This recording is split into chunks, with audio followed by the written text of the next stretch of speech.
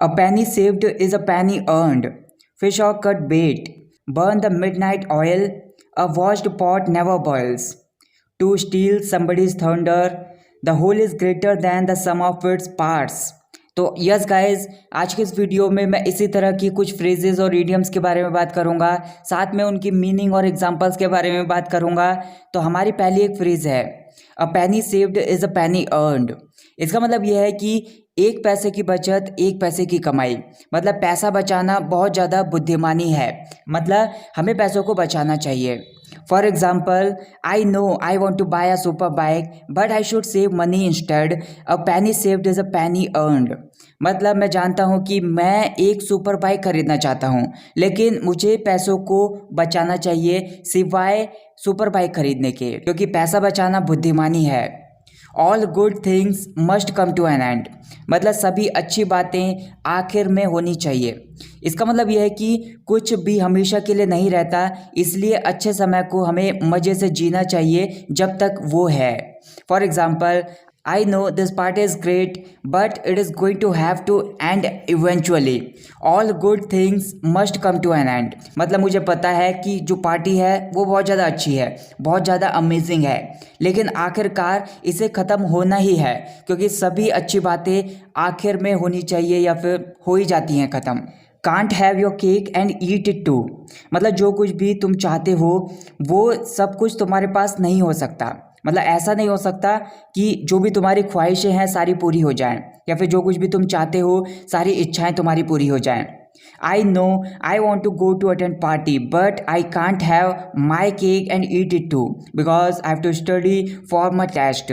मतलब मैं जानता हूँ कि मैं पार्टी में जाना चाहता हूँ, पार्टी को अटेंड करना चाहता हूँ, लेकिन जो कुछ भी मैं चाहता हूँ हर टाइम वो नहीं हो सकता, या फिर जो कुछ भी मैं चाहता हूँ वो मेरे पास नहीं हो सकता, क्योंकि कल मेरा टेस्ट है तो मुझे टेस्ट के लिए पढ़ाई करनी है। फिश और कट बेट, इसका मतलब यह है कि तुरंत निर्णय लें। मतलब किसी से आप ऐसा कह सकते हो कि तुरंत निर्णय लो, समय बर्बाद करना बंद करो।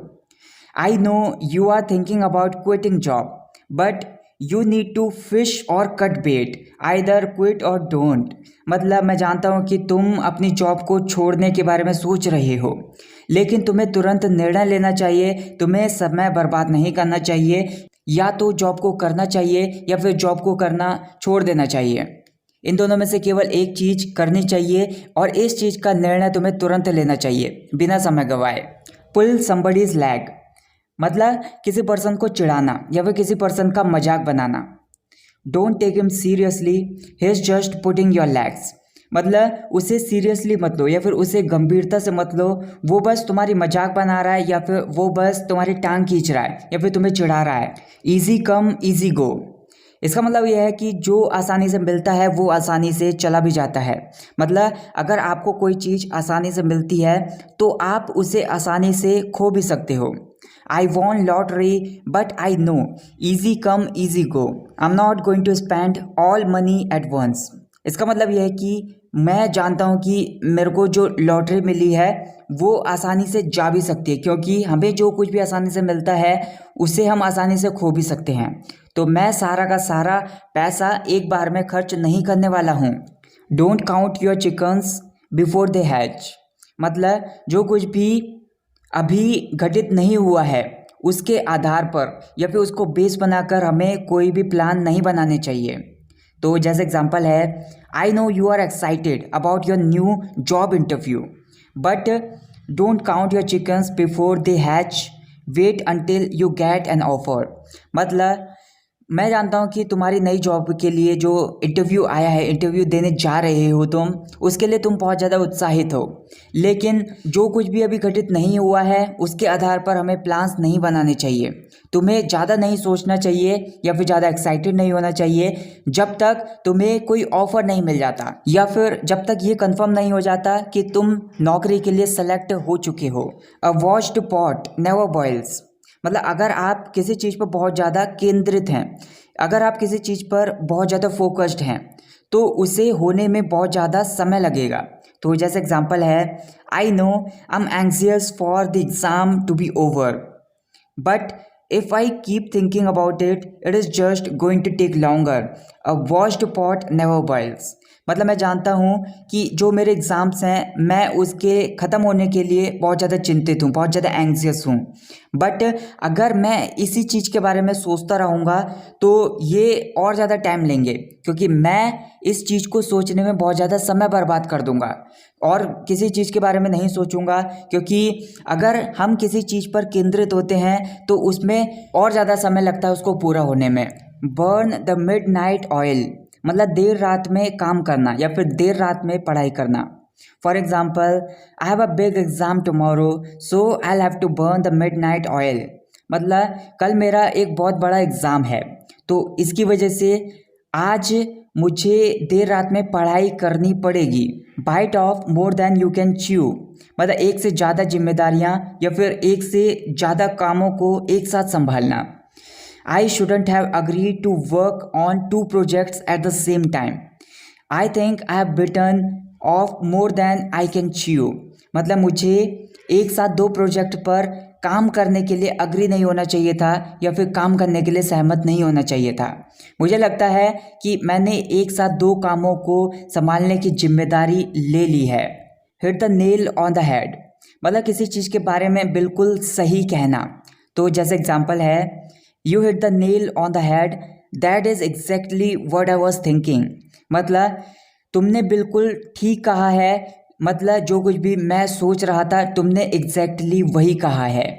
To steal somebody's thunder मतलब किसी और के विचार या फिर किसी और की उपलब्धि का श्रेय ले लेना, उसका क्रेडिट ले लेना। For example, I was going to present my project at the meeting, but my colleague stole my thunder by presenting a similar idea before me.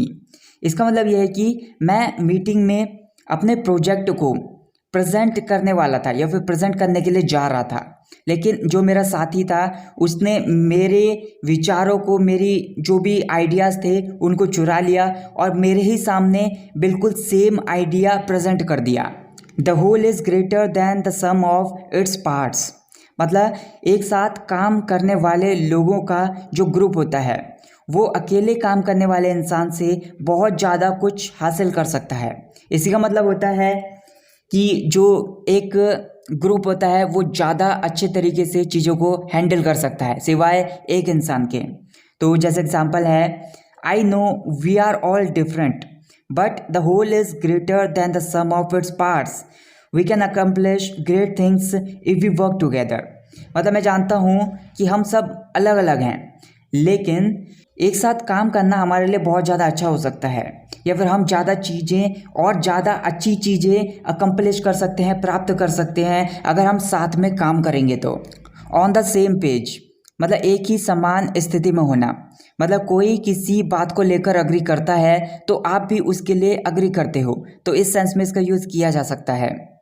I think we are on the same page regarding the expenses for this project मतलब इस project के लिए जो भी खर्चा होने वाला है उस चीज़ को लेकर मुझे लगता है कि हम बिल्कुल सेम पेज पर हैं या फिर हम दोनों की जो सोच है वो मैच करती है या फिर जो तुम सोच रहे हो ठीक वैसा ही मैं भी सोच रहा हूँ।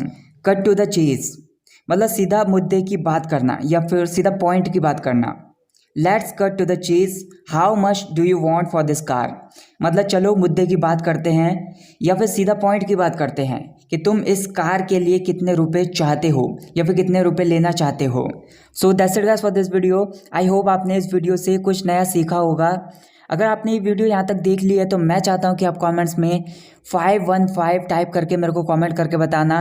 इससे मुझे पता चल जाएगा कि आपने वीडियो को लास्ट तक देखा है और आप मेरे वीडियोस कौन सी सिटी से देखते हो मेरे को कमेंट करके बताना। अगर वीडियो पसंद आई हो तो वीडियो को ज़्यादा से ज़्यादा लाइक करना, ज़्यादा से ज़्यादा शेयर करना, चैनल को सब्सक्राइब कर लेना। Thank you so much for watching this video. I will catch you in the next video. Take care.